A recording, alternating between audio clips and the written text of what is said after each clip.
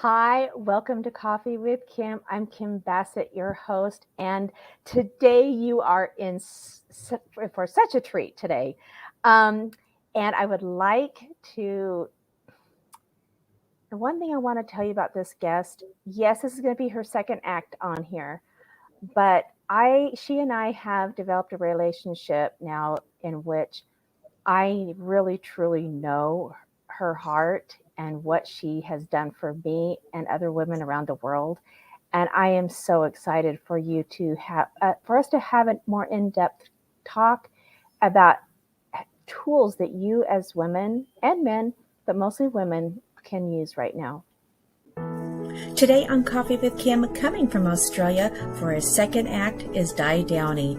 Di is a wife, mother, grandmother, speaker, author, and intuitive mentor. Due to her diversity of skills, she has spent her life work helping thousands of women globally. Today we will be talking about how to focus on the small pieces that help women connect their dots physically, emotionally, spiritually, and intellectually, with the topic of uncovering honesty through the lens we look through. Join me in welcoming Di to Coffee with Kim.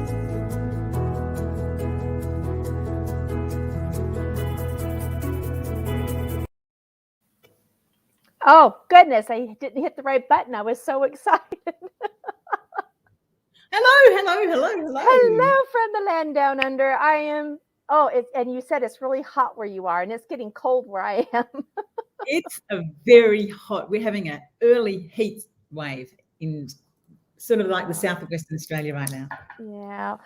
Just for everyone, tell everyone kind of how you're doing. What's it like there right now? You said everything's kind of normal now. Well, it's sort of Western Australians are in a bubble. We have spent pretty much this whole pandemic with our borders closed.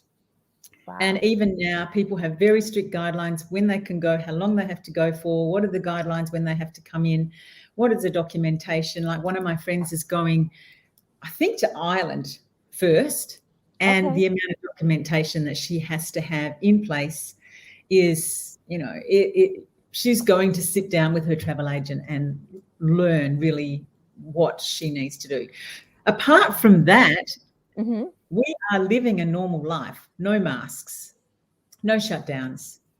We have a very big state. So this year, 2021, even though it's been a difficult year, I think, internally for a lot of, especially women, but men and women and couples and families. Yes. West Australians have been able to live their life as if nothing's happened. Wow. And really that's a little concerning in so many ways. Yes. Yep. I would agree with you on that. Okay, so I would like to, I know everybody saw it before, but just in case this is you're fresh and new to somebody else, I really want them to know a little bit of your story from you. Well, what's my story? You could start anywhere, couldn't you, Kim? No, but I'm a country girl. I grew up in the country in the wheat belt of Western Australia. I have 6 brothers. I grew up with 3 of those brothers, and then over the years I've started to learn my other half brothers, which has been pretty exciting, but also daunting in a way. And I think that experience on its own has given me a very different perception of what family is, what family can be, who I am, where I fit in the world. And it has really, that experience and the story that goes with it, that I'm not going to go into right now, but the story that goes with that really gives me and has given me a different perception on family and business and how we can really step into being who we naturally are. That cliche right now of how can we be authentic? How can we be honest? Where does that honesty come from? Right. And I think that's really what we're talking about today. Yes, absolutely.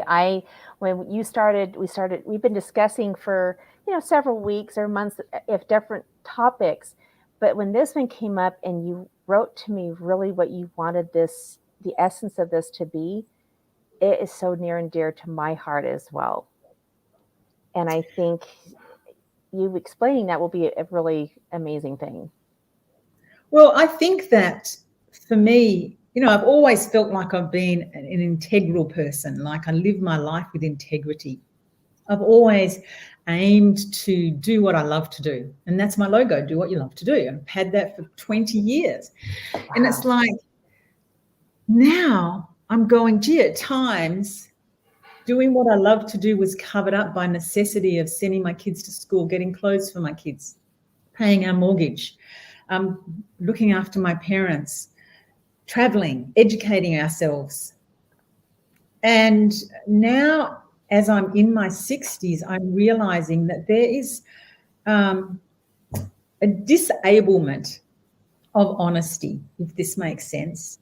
Yes. That when we have young children and when we are busy with, we go through busy stages, we go through stuff in our life that covers up our honesty. And that's life, because we have to work on this default of this has to be done, this has to be done, this person has to be communicated, etc. Women know that. Yes. And that level of anxiety, that level of having to make things happen, and that's a value, having to make things happen. And that's important for a lot of women. And that shows that those women, and I was in that stage, that we have to make things happen, that it does cover up who we really are, because we have to make things happen. It's the reality of our world. We have children, we have responsibilities. That is powerful. I always hear the overwhelm. I hear the anxiety. I hear, from my past, my daughter-in-laws, my daughters, just, life. But I never, ever have to tell you, heard happen to make things happen. I mean, I've said it, I've thought it, but that's huge. That's an aha moment. Yes. Well, let's dig into that a little bit before we go to my tool of what I believe and what I've seen change this. But like, if you think about those times when you are thinking, here I am again, making the logistics, making the dates and the times, and getting the food organized and getting the people organized, getting the kids dressed, the logistics of making something happen. That feeling of resentment rises. Yeah, right? And I think, yes. And yet we don't talk about it. Women don't talk about that. It comes out in their tone, comes out in their sharp tongue. It comes out in maybe being vindictive of not doing things or not saying things, depending on where our patterning is. Yes. And I think there is a very important point, is, are we aware of what our patterns are? And are we being taken along on this global pathway of everything's nice and rosy, and the universe will take care of us, and everybody loves us, and we put our little emojis on everything. Yes. And to me, that's so false. It's like everybody has the same patterns. We all have resentment, we all have jealousy, we all have these feelings and emotions. That's human. Yes. Yeah, and they're okay to have, right? It makes us human, but it's necessary to have them. Yes, it is. It's so necessary to have them. Otherwise, we are not honest. But we also judge ourselves even harshly of having those feelings, and we judge others as well. Absolutely. And the funny thing is, that's not so funny, is that we actually can vibrate to that level of anxiety, resentment, vindictiveness, polyanerism of, we know what's going on with the other person. Yeah. We know. We do. We actually, we work on vibration. We are energy. We work on a vibration. So we know what's happening with the other person. And yet we are not skilled to be able to either address it, if that's the way that we go to do it. And sometimes we don't need to, but can we go around that vibration to bring the outcome that is the best for everybody? Wow. Does that make sense?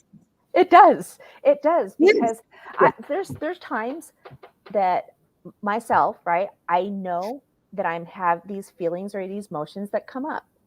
And I'm really good about, going around it and dealing with it. You said that beautifully. I totally visualized that. I could see that.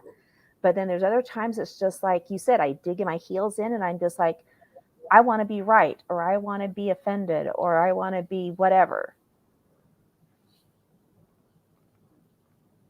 And so, and then I feel the guilt, and then I have somebody who reacts to me, and when they should be responding to me, and then it's just this vicious cycle, I think, that happens.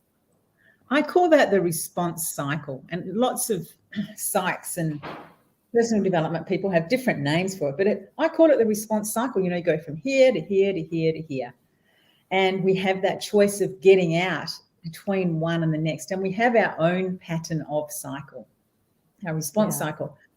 And do we know what that is? Often, I see, and I know myself, that I can stop it if I'm aware, if I'm willing. But I think the key there is am I allowing enough space inside my body, in between my cells, with my thinking, while I'm grounded in that vibration, to give myself the space to be able to get out of the cycle at any point of time. Yeah. And the more awareness I have practiced in my life, I now am aware when it's happening. And I love how you said you get out of it. I make that choice to say, you know what? I may have stepped in some horse pucky, but I can sidestep that and clean off my shoes. Yeah. So. And for a lot of people that have been doing personal development for the last 40, 50 years, this is not new information. No, it's not. Just because it's new information doesn't mean to say that people are able to do it. Yes. Because life at times takes over. It does. And if you don't learn how to practice, those tools, right? There's times that I have practiced a concept for 2 years, right? And for me, it was the control and letting go, surrender. I had to work on that concept for 2 years because I understood the concept, but I didn't know how to apply it in my life. And so, I even have friends and family members, right? Even recently, that's just, you just kind of get wound up. You kind of start going in that vortex of circle. And it's like, okay, how do you step out? Right. And I think a lot of it has to do with boundaries too. We're talking all over the place here, but I think it does. But really, what are boundaries? Again, I think we use so many cliches nowadays because personal development has been around in the Western world for 50, 60 years. And there's a lot of language that people use off the top of their head, but really, are we practicing it? And it's hard to practice it when we have those logistics and that times when you know my situation in this last year. I have been emotionally dancing with situations in my life, and that emotional dancing has been taking me away from my own personal who I am and my personal honesty. But there's been one thing this year there's been two things: basic routines and rituals, which we're not talking about today. But today we're talking about the concept of what is a hobby. Yes. I can't wait to go deep on this because I want you to help me understand even more deep, probably than I even understand, because you have really been working on this. I've worked on this concept for about because I knew that I was going to talk about this, I actually did some research. I don't normally do research. I'm not a researcher, but I researched back to when I first started to write blogs about craft out time for yourself. And when you are doing that, start to create a hobby. So start experimenting. What do you think that you love to do? And sometimes that can be really expensive. And my hobby is expensive because it's, got things like this. I have things in my life like this. Yes. But we're going to see, hopefully, if I can get it to work, the outcome of this, because it's very emotive for me, what you do. Well, I think if we go through some of those things, we can uncover why I think I'm not talking. Let's just do a little precursor here, though. By using and spending this amount of money on a gadget like this isn't what I'm talking about. I'm talking about the concept of having a hobby. And let me define what I believe a hobby is. Lots of people say, well, football or soccer or hockey is my hobby. I say a hobby is something that you can move your fingers, hands, legs, which will then processionally create the act of creativity through your brain. Yeah. So by sitting on the creativity, by sitting on the couch or even playing the game is not a hobby in my mind. It's an activity. It's an activity. Plus, the other precursor to this is that can you keep doing your hobby until the day you die? Wow. So it means you can sit or lay and still do your hobby. Actually keep those synapses and those neuropaths developing while you are doing your hobby. Wow. No, I mean, you and I've talked, right? For my hobby has been for probably 12 plus years, these bracelets. And they weren't just creating a bracelet, it was designing them. It was being intentional in choosing what stones, because they're real, and how I use them as a gentle reminder of what I'm working on. And so would that be considered a hobby? Absolutely, because what you're doing is you're going, okay, well, what fits in here and why? What does it look like? What does it feel like? And then when I wear that, what vibration do I get from that? Yes. Yeah. And the other thing is, when I've done them for friends and loved ones, their reaction, their expression, and how that fills me up too. Absolutely. When I give one of my photographs beautifully framed, or I send a photograph on an invite, like I did, I don't have it right here, but I did an invite for our street Christmas party. And it was just a beautiful eucalypt. And I say just purposely, because just is a word that I've taken out of my language. But I say it was just a eucalypt flower. I've had 7 people say to me, I loved your invite this year. They didn't know why. Oh. But it's the vibration of it. They pick up on it. Yes. The same with your bracelets. Yeah. They know that there was intention there and they want that. Yeah. And there's a lot of love put into that too. Yeah. Yeah. Oh my goodness. Wow. And I think that's even with your what about writing? Like, your books are powerful. And I know there's lots of women out there who are writing these just powerful books that are, you can feel the emotion, you can feel the vibration from it. What are your thoughts on that? Well, I use a lot of my photographs in my books because I really do believe that a photograph says 1,000 words, millions of words, and you don't need a lot of words to go with a photograph. And it also, for me, I believe that it leaves a lot of space, which is what I'm trying to facilitate, a lot of space inside people. It leaves a lot of space for interpretation. Oh, wow. So do you want to go any deeper? Do you want to start looking at some of these pictures? I'm crossing my fingers that this works. Let's hope. I'm sure it will work. Okay. So because I had put this thing together for you, this PowerPoint, but there's like 30-something pictures in there, and I did not want to leave any out. And I've never really done this before, but we're gonna do this. We're gonna make it work here. How's this? I thought it was a good way to have something happening while we're talking about, and why I put the photo in there. Okay, so we're going to start from the bottom and go top, or do you want me to go top to go bottom? Because I really didn't organize these very well. Okay, let's go from bottom to top, because you've got them first, right? Yeah. Yep. Okay. I was asked by a girlfriend to go and be one of the photographers for one of the rodeos in Western Australia this year. And I said to her, don't like rodeos. I disagree with the way that that horses and cows and the whole animals are dealt with. And she said, just come and, have fun. Anyway, it totally changed my mind. And I think you and I spoke about this. It changed my perception. I went there with a thought of be open and do the best that you can. My brief from my girlfriend was get as many photographs as you can so that they can get sponsors.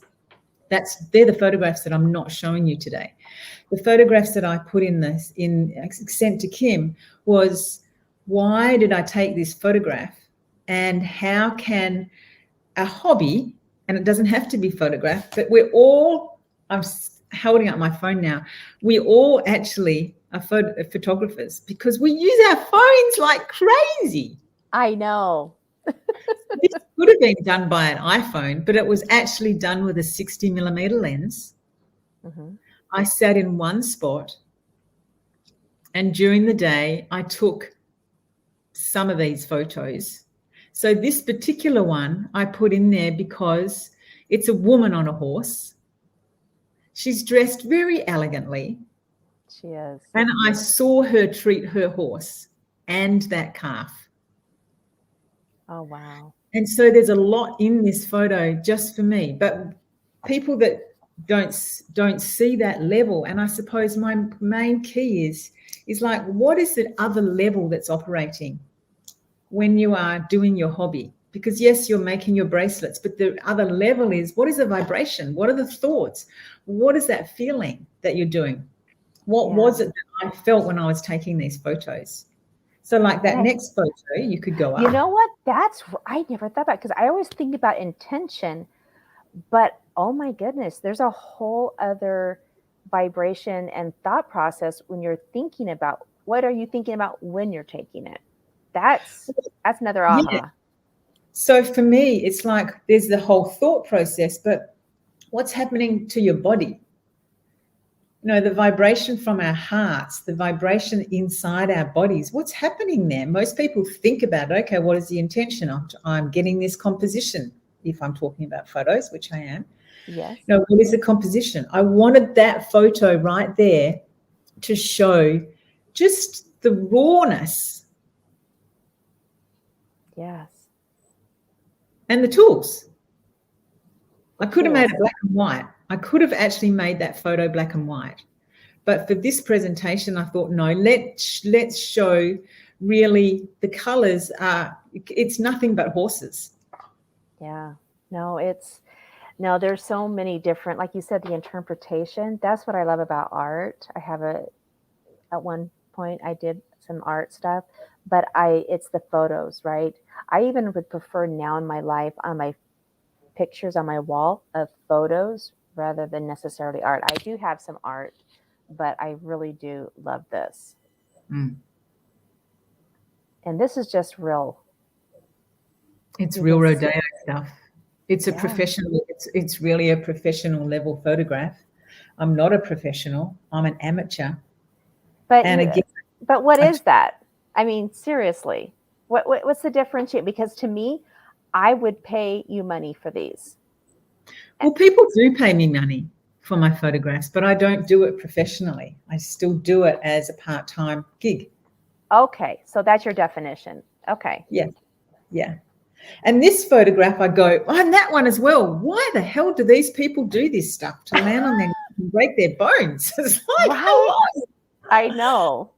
Back when I was like 16, 17 years old, I went to a rodeo and knew the people who were actually in the rodeo, and oh my gosh, I've seen it firsthand what it does to their bodies. Some of those people have every bone in their body broken. Oh, no doubt. Yes. Tell me when you want me to stop. Yes. Well, these photos are just showing some action. Just go back a little bit before we go on to the next one. Okay. Is somewhere there is this woman, that woman in the pink shirt, with she just performed like a professional. Again, she's an amateur. She has a real-time job. Wow. But how can we as women still be doing what we love to do and still be elegant? Oh, yes. And then what is it that we could be doing that we love to do? Absolutely love to. I love taking photos. I love processing. I love seeing what's behind the photo, what's inside the photo. How can somebody see what I can see? And the other thing too is sometimes I've noticed when I take a photo that until it's, like you said, processed and put out, that you see things like right now I see a gentleman who's taking a picture of you. He's right there, right? There's so much you can see and take from it. Seeing the expressions on the people's faces as they're watching this. Yes. And the other thing that I want to mention while we're still on the rodeo is in every hobby, like this, I was using, I think this isn't the 600 millimeter lens, but the 600 millimeter lens let me stay in one spot for the afternoon of this particular trial.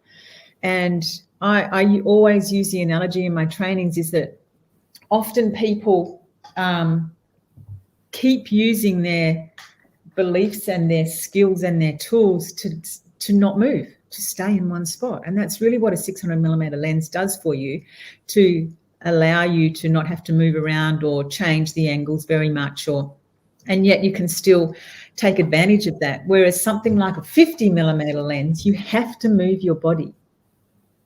And so that intention, you spoke about intention. What are the tools that you are using in your life that will help you to keep moving like a 50 millimeter lens? This is a set lens. I have to move my body if I want to get something different in a frame, or I have to get closer, or I'm further away. So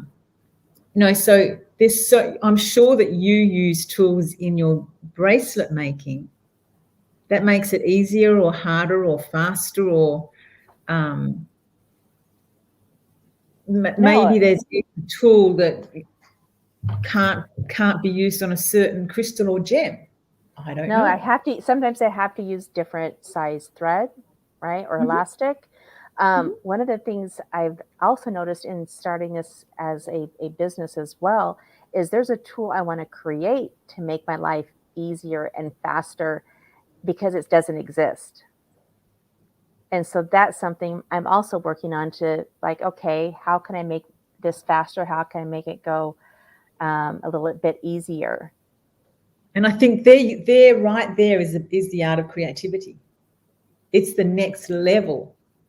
And while we're talking about, we haven't gone off track of honesty here, because what I get and what I see with people that really dig into their hobbies and then really create substantial produce. I have thousands of photos and thousands of photos that I have given away and sold. You have thousands of bracelets that you have made, sold, given away. Yes. So that's the distinction of when we really dig into that and create that love that, we can be creative with, it uncovers who we really are. At that time, you can feel it in your body. It's way beyond intention. It is. And there is an excitement and a vibration and an energy that I cannot wait to get up. I really wish I had an octopus arms. This is the first time I felt like that since having my children, that I just want to keep just doing it. And there's little mistakes and things that happen because I need to slow down on some of it. But I also am learning that I really need to take care of me too, because I'm the kind of personality that I can just get focused and I don't move my body. And like my sister the other day, she's like, Kim, or my husband does it for me. Have you been outside? Have you gone to see the sunset? Have you gone, right? Because I sometimes get going I'm so in love with this that I forget what time it is and I forget to eat. And I think that's what I love about my photography is that I go, oh my gosh, there's a full moon tonight. I'm not set up. Or look at that pink in that sky. I live near the beach. I've got to grab my camera. I'm just like out the door. It doesn't matter. I've got dinner half cooked or whatever's happening. Everything goes off and I go to the sunset and I'm gone for half an hour and I'm back. And my whole vibration has changed. My thought process has changed. My whole perception has changed. Yes. No. And I've seen it even with you, even after going out when you got back from this rodeo, oh my gosh, it was like I saw all of this energy, all this stuff. It was just like you could feel it, even across, People feel it. Yeah. Yes. It's energy. I know. It's great. Awesome. Let's keep going. Okay, let's keep going because there's some really cool stuff in here. This, I know you don't know what the tree name is, but there's so much texture to it. There's so much color. There's so much character to this. So I put this photograph in because what I take photos of is light. I know we didn't talk about that in the rodeo, but I positioned myself. It was like mid-afternoon to late afternoon that trial of all of those photos were taken for the rodeo. This is early morning. Most of my photos are shot at sunrise or sunset. So sunrise, people go, no way, Di, am I getting up and at 4:30 in the morning to drive an hour to shoot the sunrise. I do that. Oh, I would. Yeah, yes, 100%. It's just amazing. And I'm not really a morning person, but that drives me to be out of bed. It drives me to have my gear cleaned, ready, so that I'm out the door when I need to be. So this photograph, yeah? Yeah. No, go ahead.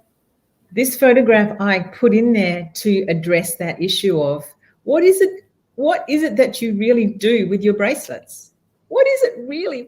Like I'm shooting light, and light for me is I shoot light because I want to reflect the light. Yeah, so if I see the light, I will reflect it. It's what happens.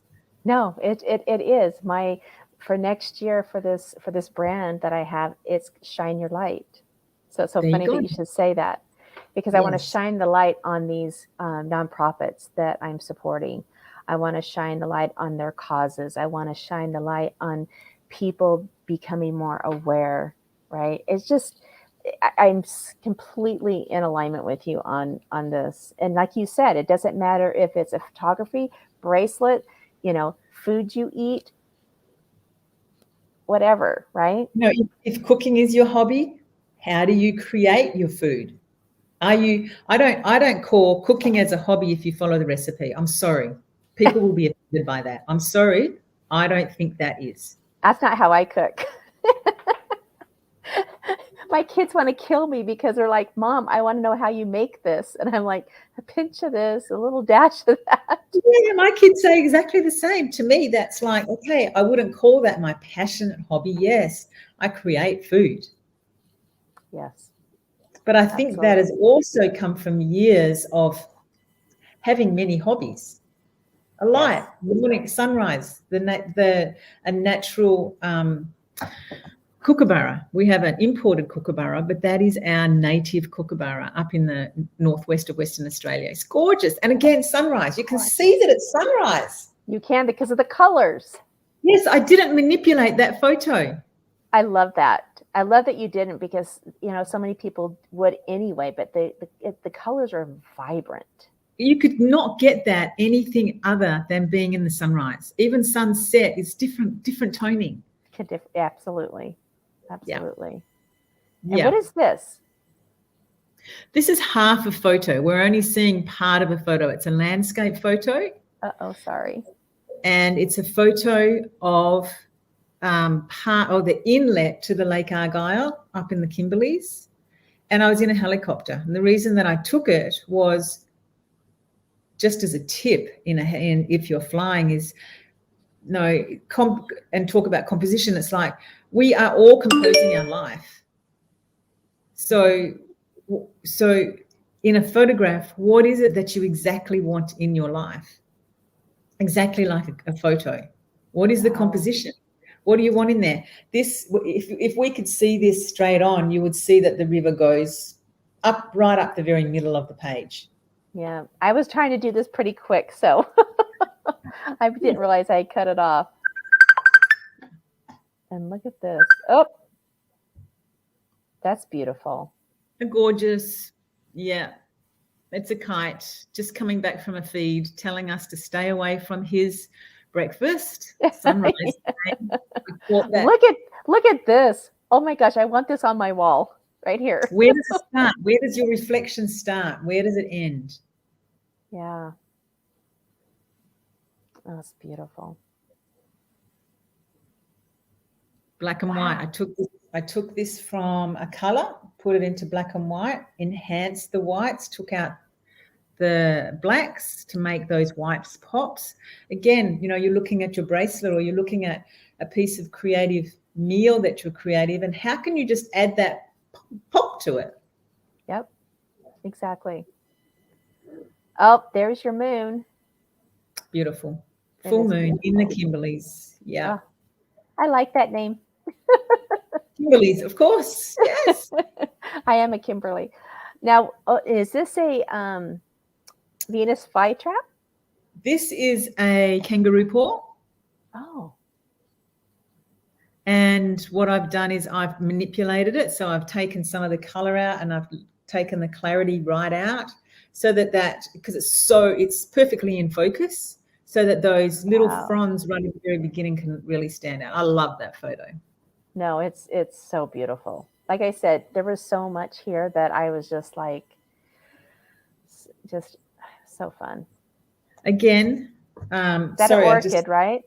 Yes, it's an orchid. One of our native orchids comes out, one of the first ones. Again, I just put it in there because it's an example of how can you make something so totally different. What is the vibration? What is the perspective? What are you actually giving to somebody else when you are creating a hobby? Because we don't do hobbies for ourselves. If you do, it's not a hobby in my world.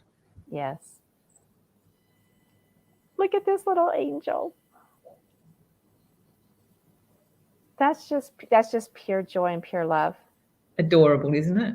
Yes. And I think photography, people love taking photos. Why not use photography, whether it's on your phone or whether it's on a little point and shoot, or whether it's on a high-end SLR?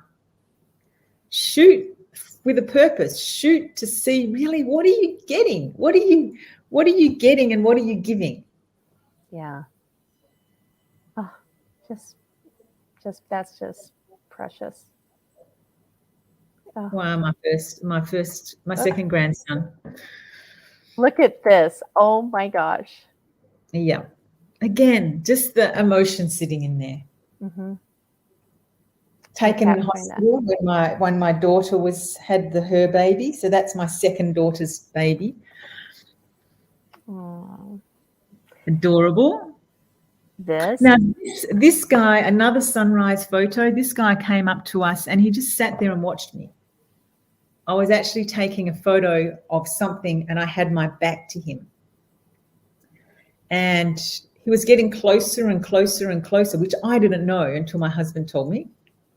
And absolutely, I just slowly turned around because I felt like there was something there. And there he was. It's like the eyes. No, you could almost see through his soul. It's like, yeah, he wanted you to capture him. Yeah. Isn't that stunning? It's stunning. Absolutely. That will go on one of my grandson's walls. Oh, yes. This is one of my little friends.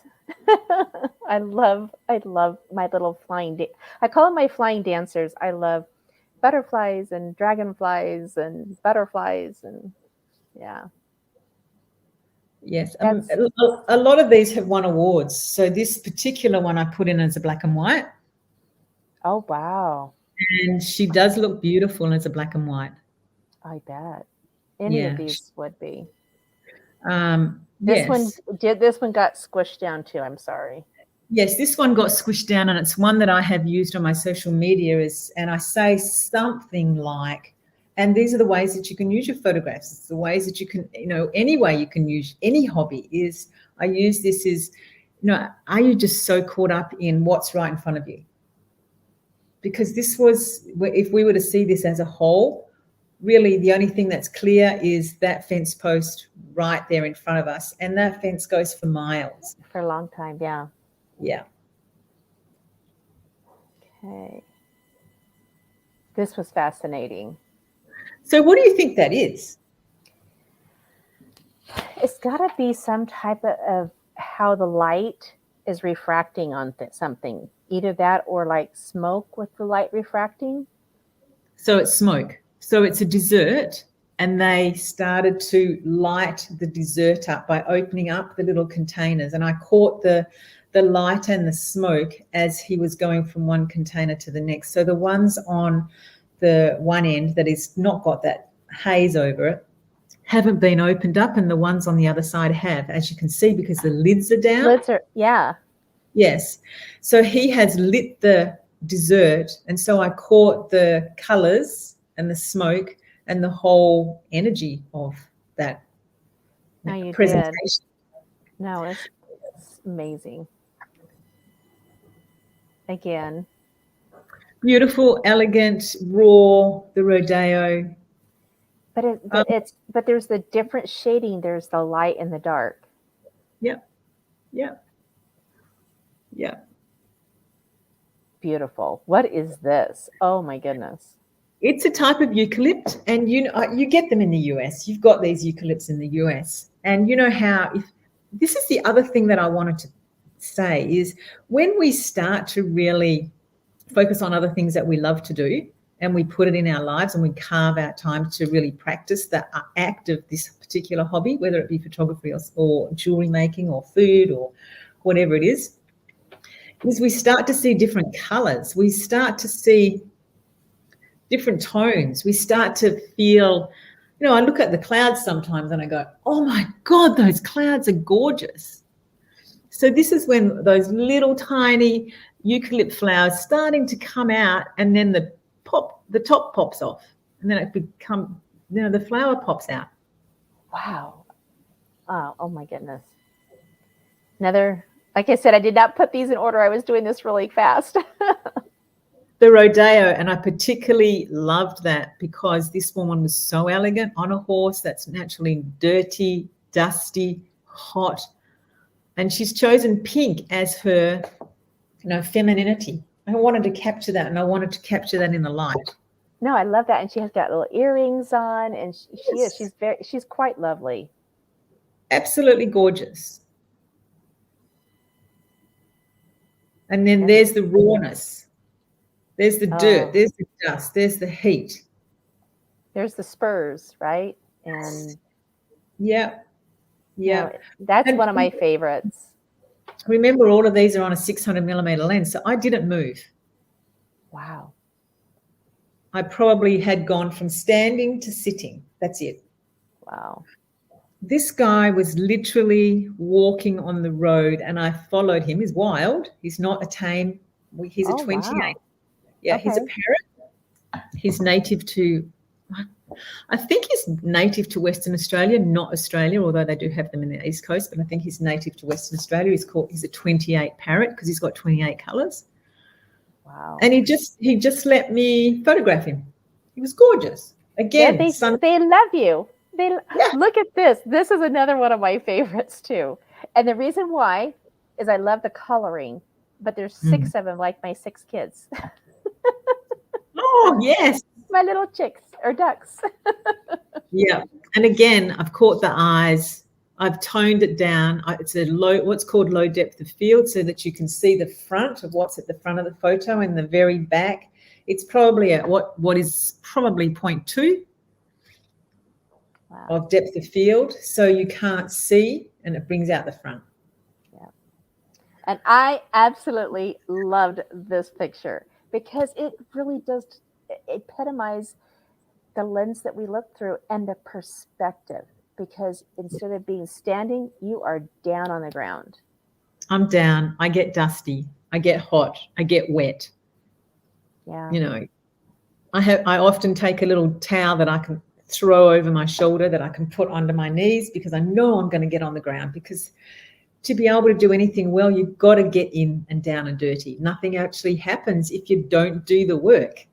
Yes, absolutely. Well, we are at the end. Oh my goodness, thank you, because I loved how we talked about these, but we talked about so much more than just the picture, about our lives, and talked about, it was just, thank you so much. This was just an extraordinary time with you.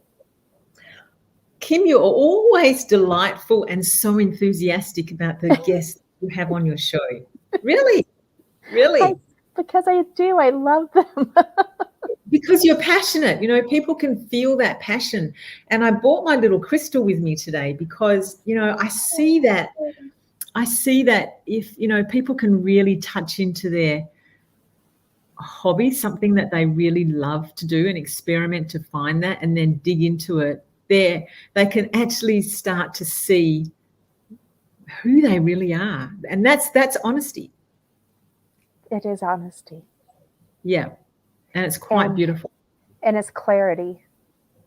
Absolutely. Then that facilitates the clarity and the long-term clarity.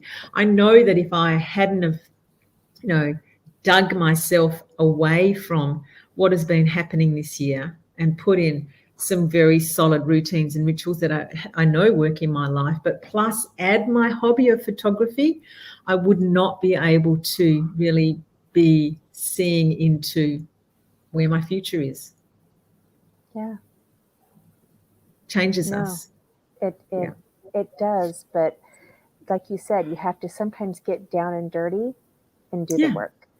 Yes. Not sometimes. You do. You do. There is no sometimes. It's you do. And, you know, sometimes I go, why do I do this? You know, I spend so much money on my cameras and my lenses, but it certainly changes. You know, this particular hobby for me has changed my lens of how I perceive the world. That's beautiful. That is so beautiful. And, you know, like you said, whether we're looking through our phones or whether we're looking through that or the lens, you know, I sometimes got my glasses on, I got contacts on today, but we all have that lens, and how we look at that lens can change everything. Yes. And how can you have a tool? I have photography, and it enhances the lens. It changes the lens. It turns into creativity, which then turns into clarity. And that's what we all strive. Women strive for clarity. Yes. I've never heard a woman say that they enjoy being foggy. No, we do not. They do not enjoy being confused. They do not enjoy being trapped. Clarity unveils that. So step it back, you know, re-engineer it. Yeah. So one thing I did not do, and I have to apologize, is I did not get your banner in here as far as how people can get a hold of you. How do you want people to get a hold of you? What's that? Search my name. I actually started a Instagram page with my photos. And what I should do is I should put that in here. Yes. And then, oh my goodness, I need to be following that. You haven't told me about that yet. No, because I just thought, why don't I do that? Yes. So if I log in here, sorry. I'm going to see if I can find it online. Do you know what you have it under? Downie Photography. Okay. Yeah. Okay. Well, I'm just going to put that in the banner here. Instagram. There it is. Oh, yeah. Go and like and follow me on Downie Photography. Why don't we just do that? Because I'm not here to no. Yes, but we're going to have people that are going to be watching this and they're going to say, how do I get a hold of you? How do I work with you? I put the link in the chat there so you can put it on your banner. I did. I just got it. 2022, what I'm going to do is I'm going to slightly change my mentor program. My mentor program will be through the lens of the camera because so many people use iPhones. Yes. And that's so beautiful. I want to use the skills in photography so that they learn some really core photography skills, but they can also change their business through that and change the way that they are with their families, the way that they are with themselves, the way that they are with their clients and their customers, the way that they are in the world. Yeah. Wow. That's powerful. Thank you so please so go much. And join me. Brand new. Yes, please. That's great. I'm doing that right away. So okay. Awesome. Is there anything else I mean, we went way long and I'm going to warn everybody, but it is so well worth the time. There were so many aha moments, so many takeaways. Thank you.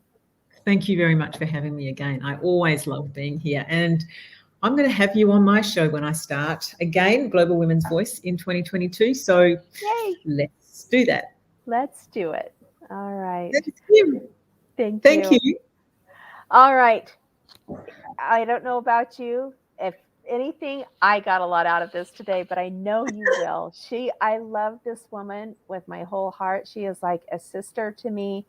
And I just want you to know that everything that this woman does is beautiful. It's intentional.